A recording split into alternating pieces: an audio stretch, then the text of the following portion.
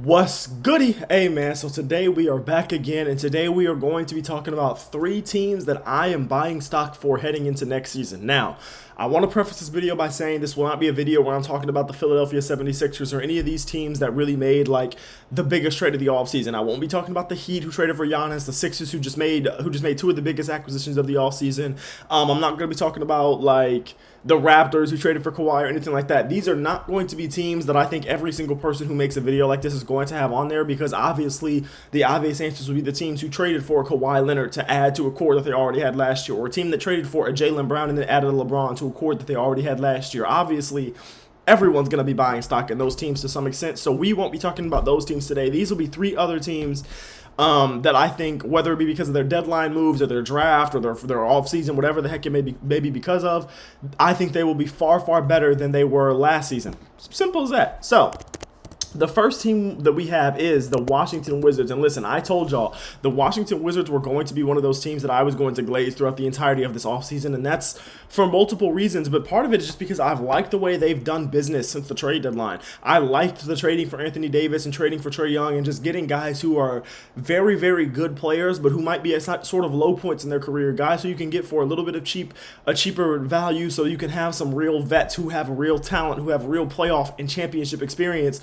into the building, so that way even if you only want those guys for a year or two to help development, the development that they help with is actually worth it. You know what I mean? So yeah, I'm really fond of what the Washington Wizards have done, and I think this is a team that's about to go from number one overall pick and the worst team in the league to probably having home court advantage in the play-in at the very least. I will say the Wizards are a weird team, right? Because there's a lot of questions. Anthony Davis is a guy that's been injured throughout his career. We don't know what's going to happen with like the Trae Young play style. How will that work? Will he be a guy that is really playmaking first, or will he be a guy that's kind of still a volume shooter with not the greatest efficiency? What's Trae Young going to look like?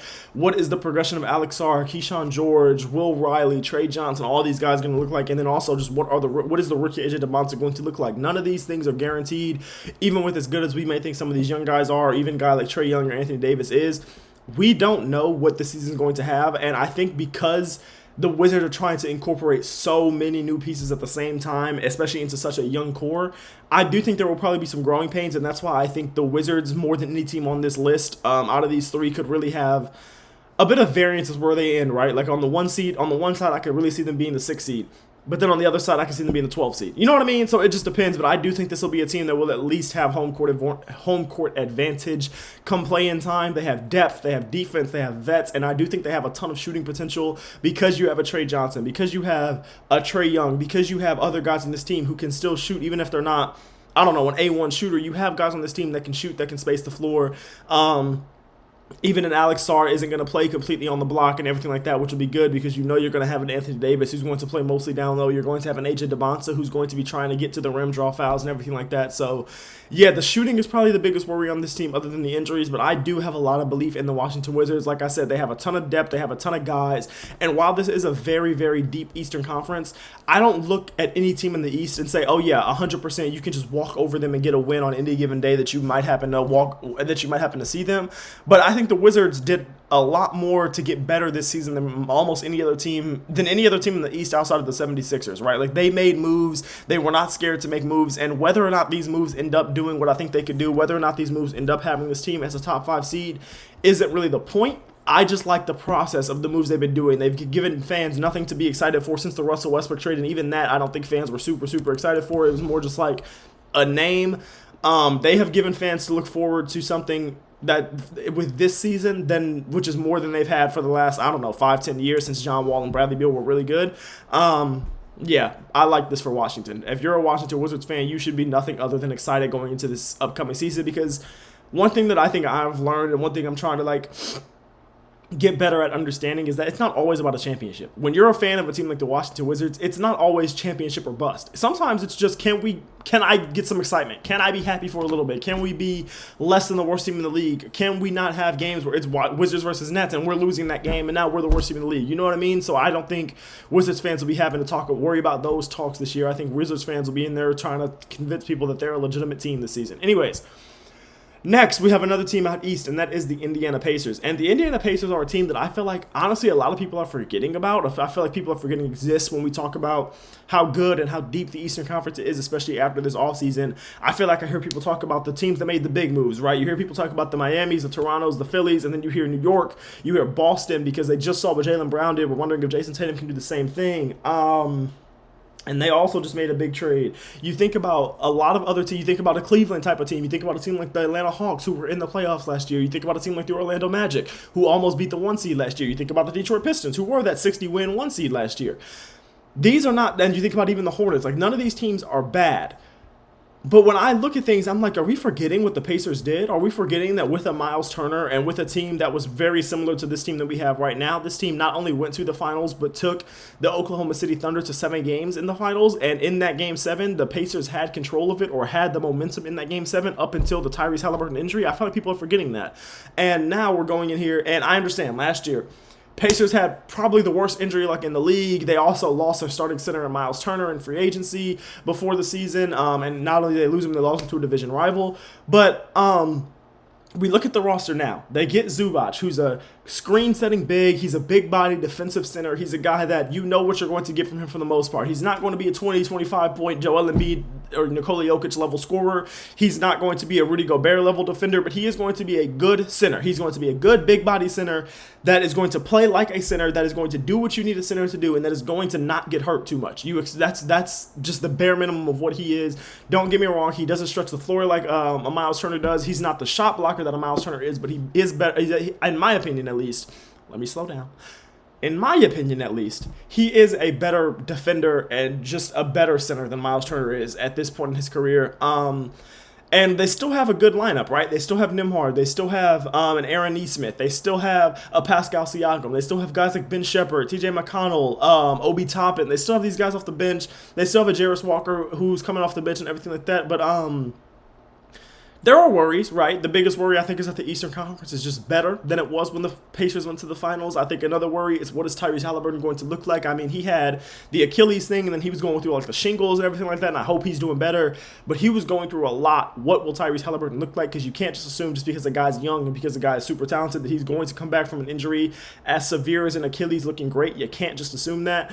But then also other guys got injured last year too, right? And I just don't think that's going to happen again. And I kind of think last year was such a bad injury kind of anomalous year that I just don't think the Indiana Pacers are going to. I just feel like my thing with the Indiana Pacers and why I have them on this list is their floor is going to be so high for me. Like, as long as they get 65 games, 60 games out of this starting 5, this is not going to be a team that's bad. Now, what I will say, I wouldn't be surprised if this was a team that starts the season out looking a little bad, almost like they did in that season where they went to the finals, where I think they started out like dead even or something up until the trade deadline, and then they really turned it on. I could see something similar to that happening here, just because, like I said, you have a Tyrese Halliburton coming off injury, and you have a Zubac who you've never incorporated yet, and your bench isn't phenomenal. Your backup center is probably going to be a Jarris Walker, who's a 6'7" backup center, which just isn't phenomenal for you, and he's just not a phenomenal player, period. But I do think that once this team, under a phenomenal head coach, a legendary head coach like Rick Carlisle, gets everything settled down and gets everything figured out with the talent around them and the system that they already had in place, I do think this will be one of the most dangerous teams in the East. When we look at them roster for roster, and let's say they're playing the way they played or similar to the way they played when they made it to the finals, where it was like we just kind of saw similarly what the Knicks did, where they just kind of went scorched earth and destroyed the entire conference, and then they didn't win the finals like the Knicks did, but you know what I mean? Like that, I could see something similar to that happening, where the Pacers just kind of lock in for the playoffs, and we're looking at that roster from top to bottom, and we're like, damn, none of the statistics tell me that they should beat a Philadelphia or a Toronto or a Miami or a Cleveland or whoever else is going to be up there in these standings come the end of the year. But it'll be one of those things where it's just like, hey, they're just hot. They look that good. The system is what it is. Rick Carlisle is a good coach. The way they play is a way of playing basketball that has proven to have some success in this modern NBA. And that's the biggest thing for me, is that the system that is in place when they went to the finals, most of the players that are in place when they went to the finals are still there. I think really the biggest thing is that the conference is better. And then my third and final team, and we're going out west for this one, and this is a team that I'd be very interested to see kind of where you guys are on this team, because I haven't seen anyone talking about this team And with everything going on in the West, I don't think it's going to be too hot of a take for me to say this is a team that I think will be in the play-in, especially with the Warriors and everything like that. And will they trade Steph Curry and everything like that? But it's the Dallas Mavericks, and the Mavs are a team that finished as the 12 seed last season. They had just 26 wins, and you're thinking, damn, the 12 seed with 26 wins? Well, that's because the 15 seed out West only had like 22. The Western Conference, those bottom 4, bottom 5 teams were all just like similar levels of garbage. But this season, I really do genuinely believe the Mavs will be a play-in team. Last year, they had injury problems. They have Kyrie miss most of the year. They have Derek Lively missing significant time. They have multiple guys like Gafford and like Washington and Najee Marshall, guys who missed time throughout the year as well. And even with all that, we saw phenomenal stuff from Cooper Flagg, enough for him to win Rookie of the Year. And I think with everything I saw from Cooper Flagg last year, that has me feeling very optimistic about what this team could look like with the fully healthy lineup, where you have a Kyrie and then either a Clay or a Najee Marshall and then a Cooper Flagg and then a PJ Washington and then, I don't know, either a Lively or a Gafford, whoever you want.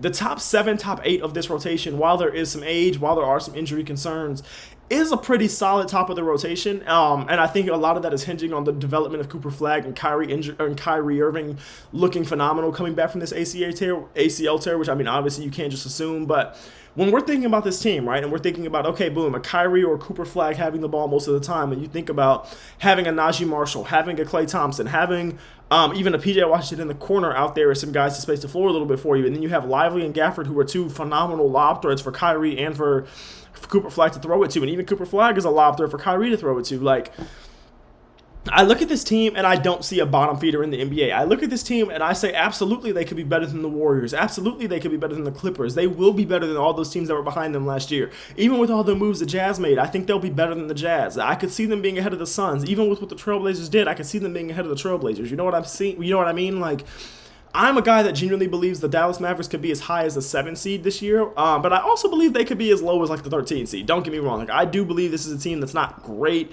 I don't think this is a team that has any superstars, or, well, at the moment, yet. We'll see what happens with Cooper Flagg. I don't think this is a team that, you know what I mean? Like, they haven't done anything to make me believe they're going to be better than the Jazz, who just made a bunch of trades, or better than the Suns, who made the playoffs last year, or better than the Trailblazers, who made the playoffs last year, and now are getting Dame back and just added John Morant. They've done nothing to show me they can be better than that team. But I look at what they have coming back. I look at what this team last looked like when they were fully healthy, fully good, and I understand that really was when Luka Doncic was there. But the Mavericks aren't a bad team. Now, here's what I will say, though. They have a new coach. I'll be very interested to see how does Dusty Mays coach this team differently than how he coached at Michigan. How does he adjust to coaching the NBA game after coming off of a college national championship? How does the coaching look different from Jason Kidd, who is a defensive-minded head coach? Will this defense be as phenomenal? Because when I'm looking at this team, that's kind of the reason why I'm pretty high on their floor, or I have belief in their ceiling, is because I do think their defense is going to be very good. I just don't see how this is going to be a team with anything worse than like a top 15 defense. You know what I mean? Like, I don't think this is defense that's going to be bad. And then we go to the offense. You know, Kyrie Irving is one of the most unguardable players in NBA history. You know, Cooper Flagg is a guy that just dropped 50 as a rookie. Like, we know they have the talent, they have the scoring ability, and I do think they got better this offseason, mostly just because of health. Like, just getting guys healthy was really what the Mavs needed to get better. But I like the business decision and the process of taking a shot on a guy like Zachary Richardson, who's a young player going into year 3 of his career, a guy that like we were talking about needing corner shooters, needing guys to play that wing position and get out there and just shoot the ball. Yeah, you can sit Zachary Richardson in a corner or on a wing and just pray that he makes those shots. Will he? I don't know. Can you try to develop him to be a bit more of a 3-and-D guy because he has the length and he has the intangibles to do so? I don't know, because his defense wasn't very good, and he was really just getting DMPs in Atlanta. So I don't know. But when you're a team like Dallas, where you have a lot of old guys, you don't have the best depth, you're not really competing for anything right now, take a flyer on a guy like a Zachary Richardson, who was a #1 overall pick 2 years ago, to add as a depth piece when you don't really have any other depth pieces you love ahead of him to really keep him out of the rotation. I mean, just take the flyer on him. It was a cheap flyer. I don't mind that at all. But yeah, I'm very confident that the Dallas Mavericks will not be a 26-win team. I'm very confident that the Dallas Mavericks will not be a team that we're looking at as like in the tier of a Pelicans, of a Kings, of a Grizzlies, and when we're talking about the bottom teams, even of a Clippers, when we're talking about the bottom teams of the Western Conference, barring injury, the Dallas Mavericks just shouldn't be that. Now, let me know what y'all think about these three teams that I am buying stock into for this next season. Like I said, this does not count the teams that everyone's buying stock into, or the teams that made the biggest trades. There were some teams that I thought about here. Like, I did think about the Portland Trail Blazers, but I don't know. I just kind of feel like things are going to be really, really clunky with the Ja Morant thing, with Dame coming back. They just have a lot to incorporate, and I wasn't really that big of a believer in them this season, especially now, or last season. And then now it's like, yeah, they got a bunch of guards, but who's playing at those forwards, those wing positions, because they don't have a ton of those. I thought about the Timberwolves, but again, I didn't really want to put anyone in here who made like one of the biggest trades of the offseason. The Timberwolves obviously traded for LaMelo Ball, and I did not, you know what I mean? I just didn't want this list to be so obvious. I didn't want you to click on this list just knowing 100%, boom, Sixers, Raptors, Timberwolves, or Sixers, Heat, Timberwolves, Sixers, Heat, I didn't want you to click on this video and it be the same three teams that every single person in sports media is talking about. So, let me know what y'all think about this video, man. I love y'all. I appreciate y'all. Thank you for watching as always. Please let me know if you agree, disagree, if you have some teams you would add, or some teams, or a team that I have on here that you completely disagree with. And then let me know if y'all want to see the opposite of this list. Do you want to see three teams whose stock I am selling? Do you want to see me talk about the Steph Curry potential possibilities if he does decide he wants out of Golden State? Do y'all want me? Oh, I have an NBA tier list that will be coming out sometime this week, so look forward to that. It's one of those videos that's going to take a little bit longer, so it might come out like Friday, it might come out Wednesday, it'll come out sometime this week, where I'm going to be literally doing a tier list of all 30 NBA teams, and I'm trying to, that's going to be a bit of a longer video, like 30, 45 minutes, something like that, because I want to give every single fan base at least a couple sentences. I want to give every single fan base a little bit of talking about them, because you know once we get to the real season, it's going to be harder for me to watch the Kings. It's going to be harder for me to watch the Pelicans. It's going to be harder for me to watch some of these teams. You know what I mean? But yeah, I love y'all. I appreciate y'all. Thank you for watching as always. Please do not forget to keep God first no matter what. All right? Jesus loves you and so do I. Peace.